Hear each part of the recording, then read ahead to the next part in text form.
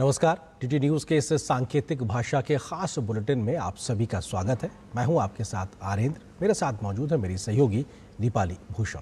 शुरुआत इस वक्त की सुर्खियों के साथ। बीजेपी अध्यक्ष नितिन नवीन की नई टीम का ऐलान।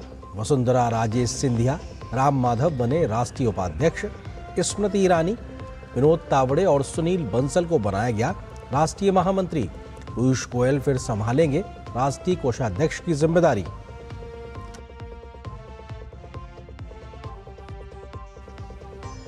महाराष्ट्र के मुख्यमंत्री देवेंद्र फडणवीस ने नई दिल्ली में प्रधानमंत्री नरेंद्र मोदी से की मुलाकात। राज्य में चल रही विकास परियोजनाओं पर प्रधानमंत्री को दी जानकारी।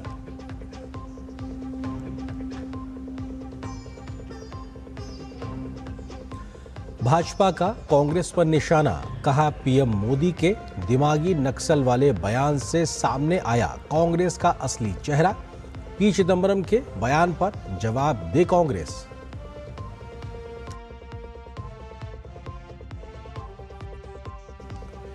वंदे मातरम के अपमान पर देश भर में आक्रोश। देश के कई शहरों में विरोध प्रदर्शन। बीजेपी ने साधा निशाना तो बंकिम चंद्र के वंशज की सोनिया गांधी को चिट्ठी लिखकर माफी की मांग की।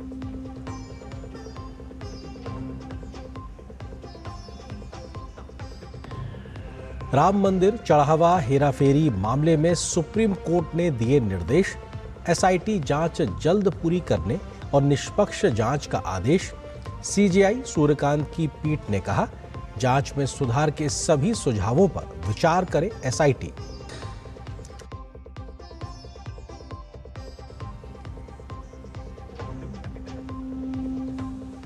नितिन नवीन जब से भाजपा के राष्ट्रीय अध्यक्ष बने हैं, तभी से पार्टी संगठन में बदलाव की चर्चा लगातार चल रही थी।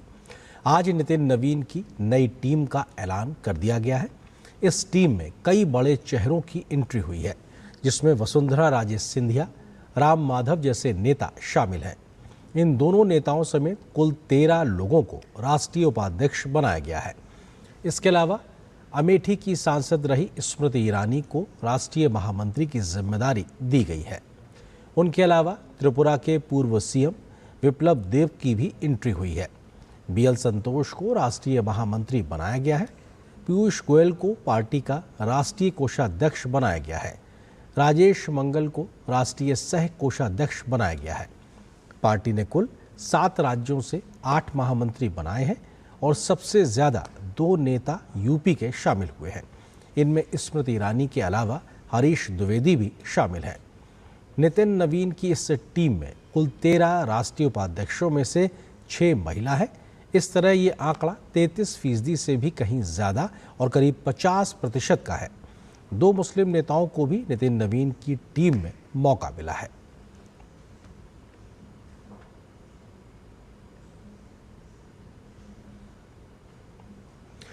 आइए नजर डालते हैं बीजेपी की नई टीम के नए चेहरों पर। वसुंधरा राजे सिंधिया को राष्ट्रीय उपाध्यक्ष बनाया गया है, जो कि राजस्थान की पूर्व मुख्यमंत्री हैं। वसुंधरा राजे सिंधिया राष्ट्रीय उपाध्यक्ष बनी हैं। राजस्थान की पहली महिला मुख्यमंत्री के तौर पर रही हैं और उनको राष्ट्रीय उपाध्यक्ष के तौर पर बीजेपी में जगह मिली है। 2 बार राजस्थान की मुख्यमंत्री रह चुकी वसुंधरा राजे सिंधिया राजस्थान की कद्दावर नेताओं में गिनी जाती है। पहली बार 2003 से 2008 तक राजस्थान की मुख्यमंत्री रही थी वसुंधरा राजे सिंधिया। दूसरी बार 2013 से 2018 तक वसुंधरा राजे सिंधिया राजस्थान की मुख्यमंत्री रही हैं। केंद्र में भी मंत्री पद की जिम्मेदारी संभाल चुकी हैं। वसुंधरा राजे सिंधिया को उन्होंने बनाया गया है राष्ट्रीय उपाध्यक्ष, राजस्थान की पूर्व मुख्यमंत्री के तौर पर है। अगला चेहरे की बात की जाए तो राम माधव, जो कि राष्ट्रीय उपाध्यक्ष बनाए गए हैं। बीजेपी के वरिष्ठ नेता और रणनीतिकार के तौर पर उनकी पहचान है। बीजेपी के राष्ट्रीय महासचिव रह चुके हैं और अब इस बार नई टीम में राष्ट्रीय उपाध्यक्ष का पद उनको दिया गया है। जम्मू कश्मीर और पूर्वोत्तर मामलों में अहम भूमिका निभा चुके हैं राम माधव। एक रणनीतिकार के तौर पर उनकी पहचान। बीजेपी के राष्ट्रीय प्रवक्ता भी रह चुके हैं राम माधव, और उस नाते मीडिया में जाना माना एक चेहरे के तौर पर उनकी पहचान है। बीजेपी के संगठन विस्तार में महत्वपूर्ण भूमिका निभाने में राम माधव की महत्वपूर्ण भूमिका रही है। इसी तरीके से अगले नाम की बात करें तो वो है रेखा वर्मा। इनको राष्ट्रीय उपाध्यक्ष बनाया गया है। उत्तर प्रदेश से आने वाली प्रमुख बीजेपी नेता के तौर पर इनकी पहचान है। धौरहरा लोकसभा सीट से सांसद रह चुकी हैं रेखा वर्मा। इनको राष्ट्रीय उपाध्यक्ष इस बार बनाया गया है। 2014 और 2019 में धौरहरा से लोकसभा की सांसद चुनी जा चुकी हैं रेखा वर्मा। बीजेपी संगठन में विभिन्न जिम्मेदारियां भी संभाल चुकी हैं और अब राष्ट्रीय उपाध्यक्ष की महत्वपूर्ण जिम्मेदारी मिली है उनको। उत्तर प्रदेश की राजनीति में सक्रिय भूमिका लगातार कई वर्षों से निभा रही हैं। अगले चेहरे की अगर बात की जाए तो उसमें है भारती प्रवीण पवार। राष्ट्रीय उपाध्यक्ष बनाया गया है। महाराष्ट्र से आने वाली प्रमुख बीजेपी नेता के तौर पर उनकी पहचान है। दिंडोरी लोकसभा सीट से पूर्व सांसद है भारती प्रवीण पवार और जिनको राष्ट्रीय उपाध्यक्ष बनाया गया है। केंद्र सरकार में पूर्व केंद्रीय राज्य मंत्री के तौर पर भी जिम्मेदारी संभाल चुकी है। आदिवासी एवं ग्रामीण क्षेत्रों से जुड़े मुद्दों पर सक्रियता से उनकी एक राजनीतिक पहचान बनी है और इसके अलावा महाराष्ट्र बीजेपी में संगठनात्मक भूमिका भी निभाने की महारत उनके पास में है और उनको राष्ट्रीय उपाध्यक्ष बनाया गया है प्रमुख बीजेपी के नेता के तौर पर। अगले चेहरे की अगर बात करें तो तीरथ सिंह रावत राष्ट्रीय उपाध्यक्ष बनाए गए हैं। उत्तराखंड के पूर्व मुख्यमंत्री रह चुके हैं। वो पहले भी मुख्यमंत्री के तौर पर उत्तराखंड में जिम्मेदारी निभाई थी। मार्च 2021 से जुलाई 2021 तक तीरथ सिंह रावत मुख्यमंत्री रह चुके हैं, जिन्हें राष्ट्रीय उपाध्यक्ष बनाया गया है।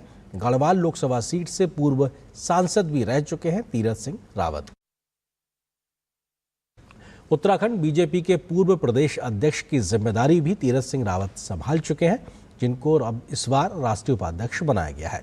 उत्तराखंड बीजेपी के वरिष्ठ नेता के तौर पर, रणनीतिकार के तौर पर एक उनकी छवि है और उनको उस लिहाज से पूर्व मुख्यमंत्री के तौर पर राष्ट्रीय उपाध्यक्ष की जिम्मेदारी दी गई है। और अगले नाम की अगर बात की जाए तो वैजयंत जय पांडा, जो कि राष्ट्रीय उपाध्यक्ष बनाए गए हैं। ओडिशा से आने वाले प्रमुख बीजेपी नेता के तौर पर उन्होंने पहचान बनाई है। पहले भी रह चुके हैं राष्ट्रीय उपाध्यक्ष, यानी इस पद पर वो पहले से जिम्मेदारी निभा रहे हैं और अब एक बार फिर से राष्ट्रीय उपाध्यक्ष की जिम्मेदारी संभालेंगे। ओडिशा बीजेपी के पूर्व प्रदेश अध्यक्ष के तौर पर भी जिम्मेदारी का निर्वहन वो कर चुके हैं। केंद्रपाड़ा लोकसभा सीट से 2 बार सांसद रहे हैं वैजयंत जय पांडा, जो कि राष्ट्रीय उपाध्यक्ष के तौर पर नई टीम में शामिल है। राज्यसभा सांसद के रूप में भी कार्य कर चुके हैं और ऐसे में लोकसभा राज्यसभा दोनों ही सदनों के सदस्य के तौर पर उनकी भूमिका है। ओडिशा में पार्टी के संगठन विस्तार में जय पांडा ने एक महत्वपूर्ण भूमिका निभाई है और ओडिशा से आने वाले प्रमुख बीजेपी नेता के तौर पर है। अगला नाम विप्लव कुमार देव, जो कि त्रिपुरा से आते हैं और त्रिपुरा के पूर्व मुख्यमंत्री रहे हैं, यानी कि वो मुख्यमंत्री के तौर पर जिम्मेदारी संभाल चुके हैं। उन्हें राष्ट्रीय महामंत्री का जिम्मेदारी नई टीम में मिली है। 2018 से 2022 तक त्रिपुरा के मुख्यमंत्री के तौर पर बीजेपी का एक सबसे महत्वपूर्ण चेहरे के तौर पर त्रिपुरा में वो रहे। त्रिपुरा में बीजेपी के पहले मुख्यमंत्री के तौर पर उन्होंने सरकार चलाई है और ऐसे में त्रिपुरा में बीजेपी का प्रमुख चेहरा 2022 में त्रिपुरा से राज्यसभा सांसद निर्वाचित हुए हैं। उसके बाद से राज्यसभा सांसद के तौर पर जिम्मेदारी निभाई। फिर 2024 में बने लोकसभा के सांसद और मौजूदा वक्त में लोकसभा के सांसद के तौर पर जिम्मेदारी निभा रहे हैं। त्रिपुरा बीजेपी के पूर्व प्रदेश अध्यक्ष की जिम्मेदारी भी विप्लव कुमार देव निभा चुके हैं, जो कि राष्ट्रीय महामंत्री बनाए गए हैं।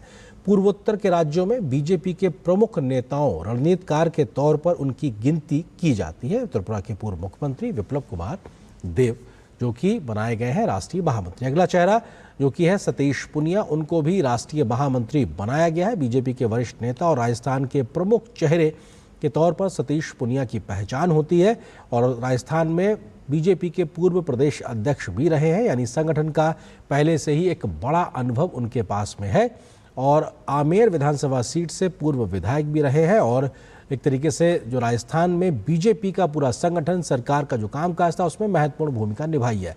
राजस्थान विधानसभा में उपनेता प्रतिपक्ष भी रह चुके हैं और ऐसे में कई महत्वपूर्ण जिम्मेदारियां वो निभा चुके हैं। बीजेपी के संगठन में लंबे समय से सक्रिय सतीश पूनिया को राष्ट्रीय महामंत्री बनाया गया है।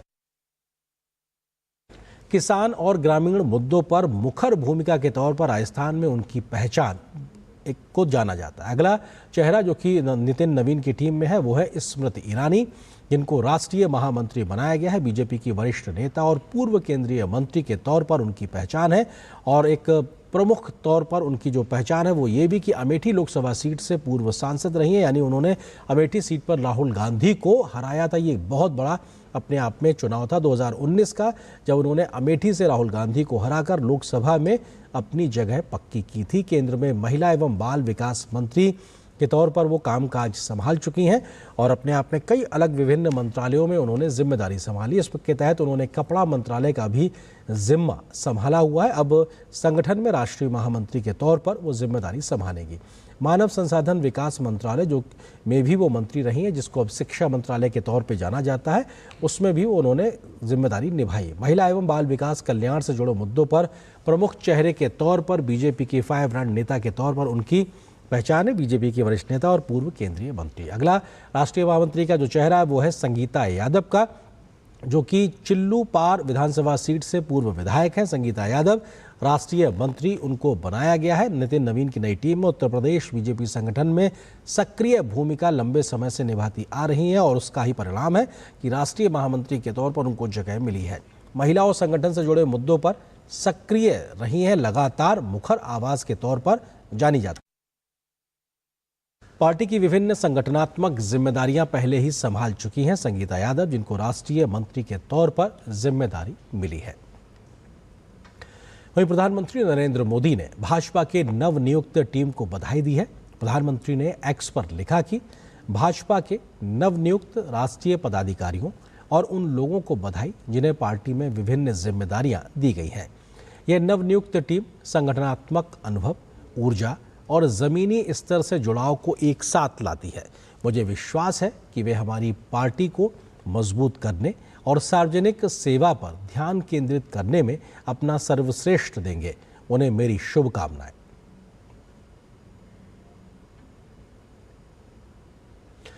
दिमागी नक्सल को लेकर राजनीतिक घमासान जारी है। स्वतंत्रता दिवस के अवसर पर प्रधानमंत्री के दिमागी नक्सल वाले बयान पर कांग्रेस के वरिष्ठ नेता पी चिदम्बरम की टिप्पणी पर बीजेपी ने पलटवार किया है। बीजेपी के प्रवक्ता सुधांशु त्रिवेदी ने कहा कि प्रधानमंत्री ने दिमागी नक्सल के विषय को उठाया, लेकिन मात्र 24 घंटे में ही किसके दिमाग में नक्सली दिमाग था वो निकलकर सामने आ गया। पी चिदम्बरम कहते हैं उनको दिमागी नक्सली होने पर गर्व है। बीजेपी नेता ने इसी बयान को आधार बनाकर कांग्रेस से सवाल किया कि नक्सलवाद को लेकर पार्टी की वास्तविक सोच क्या है।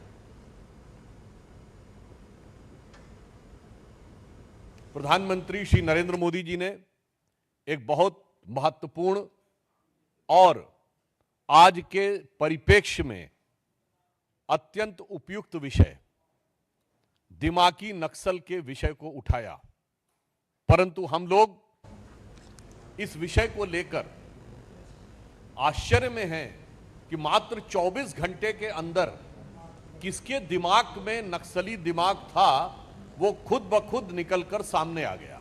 कांग्रेस के वरिष्ठ नेता पी चिदम्बरम साहब ने खुद आकर कहा कि उन्हें दिमागी नक्सली होने पे गर्व है। यानी देखिए कितने आश्चर्य की बात है कि प्रधानमंत्री जी ने कहा और इतनी तुरंत प्रतिक्रिया हुई कि पूरे देश के सामने आ गया कि किसके दिमाग में नक्सल बैठा हुआ है। दिमागी नक्सली टिप्पणी को लेकर जारी राजनीतिक विवाद के बीच केंद्रीय मंत्री किरण रिजिजू ने पूर्व प्रधानमंत्री डॉक्टर मनमोहन सिंह के 13 अप्रैल 2006 के भाषण का हवाला देते हुए कांग्रेस पर निशाना साधा है। किरण रिजिजू ने एक्स पर मनमोहन सिंह के भाषण से जुड़ा एक लेख साझा करते हुए कहा कि डॉक्टर मनमोहन सिंह ने उस समय नक्सलवाद को देश की सबसे बड़ी आंतरिक सुरक्षा चुनौतियों में से एक बताया था।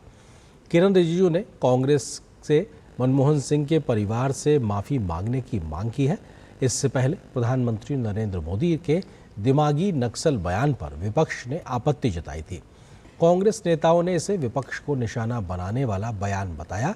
वहीं किरण रिजिजू ने स्पष्ट किया कि प्रधानमंत्री ने विपक्षी नेताओं को दिमागी नक्सली नहीं कहा, बल्कि ये शब्द माओवाद, अलगाववाद और संविधान विरोधी ताकतों के संदर्भ में इस्तेमाल किया गया।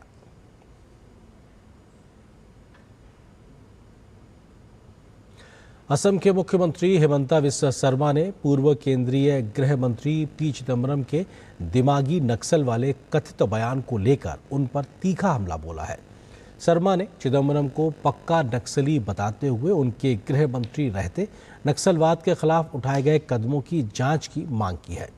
हिमंता बिस्वा शर्मा ने कहा कि चिदम्बरम का खुद को दिमागी नक्सल बताना गंभीर सवाल खड़े करता है।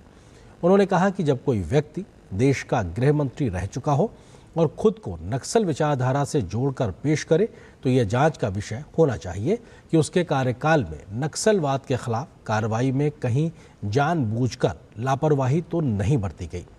शर्मा ने साथ ही सवाल उठाया कि चिदम्बरम के गृह मंत्री रहते नक्सलवाद के खिलाफ कितने प्रभावी कदम उठाए गए और क्या उसे खत्म करने के लिए पर्याप्त कार्रवाई हुई थी। उन्होंने पूरे मामले की जांच की मांग करते हुए चिदम्बरम के बयान को राजनीतिक रूप से भी निशाने पर लिया।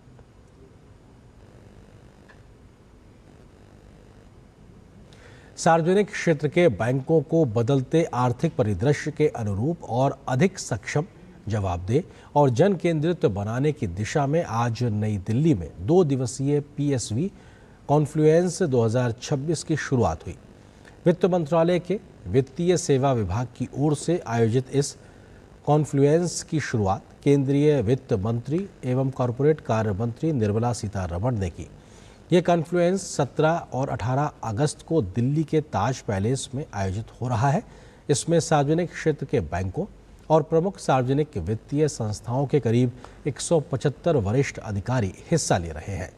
इसमें बैंकों में जमा बढ़ाने, युवाओं के लिए बैंकिंग निवेश चक्र को गति देने, ग्लोबल कैपेबिलिटी सेंटर्स, कृषि और बागवानी, मूल्य श्रृंखला, प्राथमिकता क्षेत्र ऋण और क्रेडिट कार्ड कारोबार जैसे 7 प्रमुख विषयों पर मंथन हो रहा है। चर्चाओं का फोकस किफ़ायती ऋण के लिए संसाधन बढ़ाने, बुनियादी ढांचा परियोजना के लिए समयबद्ध वित्त पोषण, ग्रामीण क्षेत्रों में मूल्य श्रृंखला और बाजार संपर्क मजबूत करने, वंचित वर्गों तक औपचारिक ऋण की पहुंच बढ़ाने और युवाओं की ज़रूरतों के अनुरूप नए बैंकिंग उत्पाद विकसित करने पर है। वहीं इस दौरान केंद्रीय वित्त मंत्री निर्मला सीतारमण ने कहा कि सरकार जल्द ही बैंकिंग फॉर विकसित भारत पर एक उच्च स्तरीय समिति का गठन करेगी। यहां पर एक छोटे से ब्रेक के लिए रुकते हैं।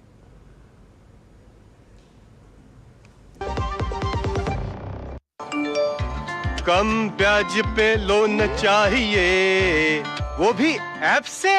वाह, फंसा। अनजान ऐप से बचें। RBI कहता है जानकार बनिए, सतर्क रहिए। यार कैसे ले पाएंगे घर? नहीं, आज गर्मी बहुत है ना। यस, बहुत ही ज्यादा।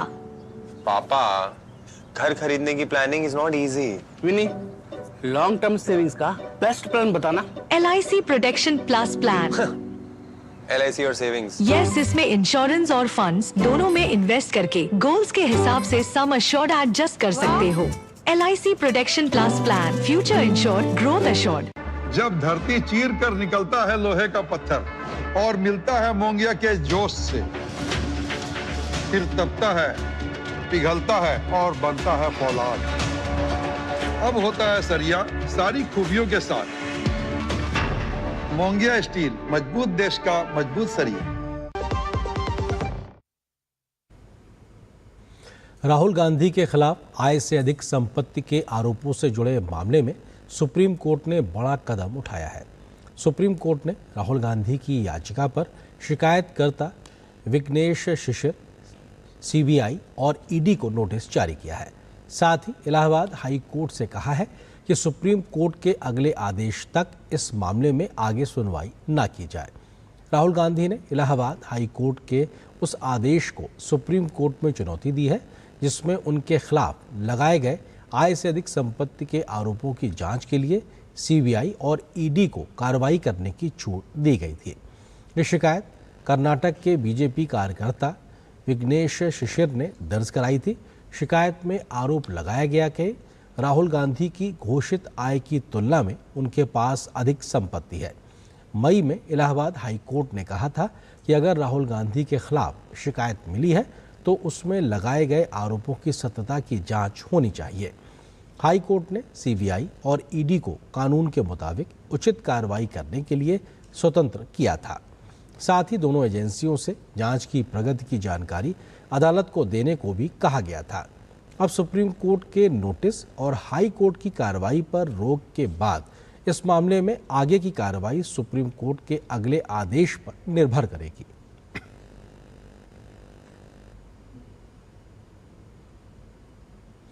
जेपीएससी प्रोटेस्ट के 24वें दिन जयपाल सिंह मुंडा स्टेडियम में आंदोलन आगे बढ़ रहा है। बैनर, पोस्टर और गीतों से आंदोलन में जोश भरा जा रहा है। कुछ आंदोलनरत छात्रों से बातचीत की हमारे सहयोगी संवाददाता दिवाकर कुमार ने। लेकिन अब इन्होंने भगत सिंह की तस्वीरें भी अब सामने में लगानी शुरू कर दी है।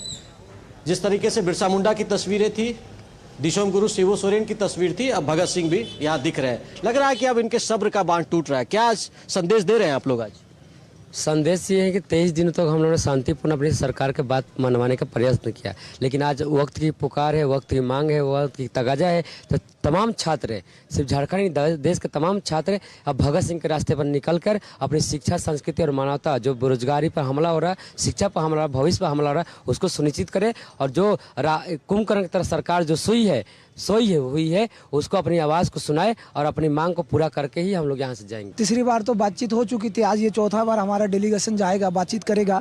हालांकि हमें उम्मीद तो बहुत ज़्यादा नहीं है, क्योंकि वो देख रहे हैं कि फॉर्मेलिटी निभा रहे हैं। इससे पहले भी तीसरी बार बुला चुका है, आज भी बुलाया है। देखते हैं, हालांकि हम उम्मीद रखते हैं, हम स्टूडेंट उम्मीद पे ही रहते हैं और हमें आशा है, हम पॉजिटिव रिस्पॉन्स की उम्मीद करते हैं सरकार से। आज का मैसेज ये, झारखंड में छात्रों के आंदोलन को लेकर बीजेपी ने कांग्रेस नेता राहुल गांधी और मुख्यमंत्री हेमंत सोरेन पर निशाना साधा है। बीजेपी के मुख्य प्रवक्ता प्रतुल शाहदेव ने कहा है कि राहुल गांधी और हेमंत सोरेन को लेटर खेलना बंद करना चाहिए। उन्होंने आरोप लगाया कि राहुल गांधी को प्रयागराज में छात्रों की आवाज़ सुनाई देती है, लेकिन रांची के छात्रों के आंदोलन स्थल पर पहुंचने के बजाय वे मुख्यमंत्री को पत्र लिख देते हैं। आंदोलन के 24वें दिन कांग्रेस के युवराज राहुल गांधी की नींद टूटी, और ये नींद टूटी नहीं है, ये छात्रों के आंदोलन ने और पूरे देशव्यापी प्रदर्शन ने उनके होश उड़ा दिए हैं।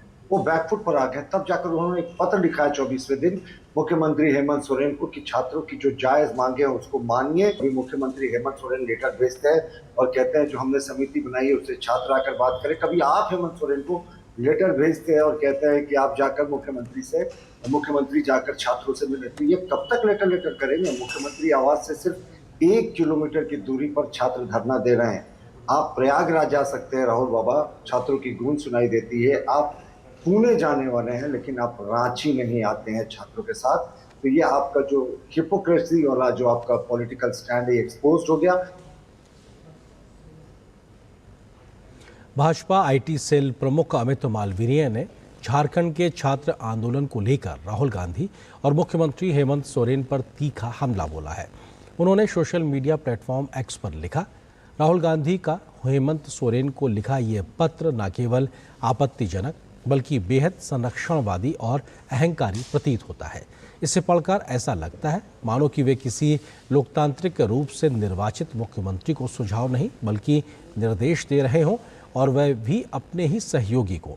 अगर राहुल गांधी वास्तव में झारखंड के छात्रों की चिंता करते हैं तो वे स्वयं रांची क्यों नहीं गए? दिल्ली से रांची के लिए सीधी उड़ान है। दिल्ली में बैठकर मुख्यमंत्री को निर्देश देने के बजाय वे रांची जाकर छात्रों से मिल सकते थे, उनकी बात सुन सकते थे और हेमंत सोरेन से सीधे संवाद कर सकते थे। और यदि छात्रों के हित को लेकर उनकी चिंता इतनी गंभीर है तो कर्नाटक के मुख्यमंत्री को उन्होंने ऐसा ही पत्र क्यों नहीं लिखा? उन्होंने आगे लिखा, हालांकि इसमें हेमंत सोरेन सरकार की जवाबदेही कम नहीं हो जाती। छात्र अपनी जायज़ मांगों को लेकर लंबे समय से आंदोलन कर रहे हैं।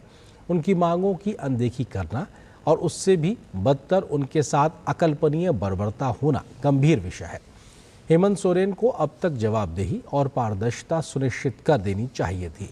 यह पत्र राजनीतिक हस्तक्षेप से आगे बढ़कर स्पष्ट रूप से ओवर रीच है।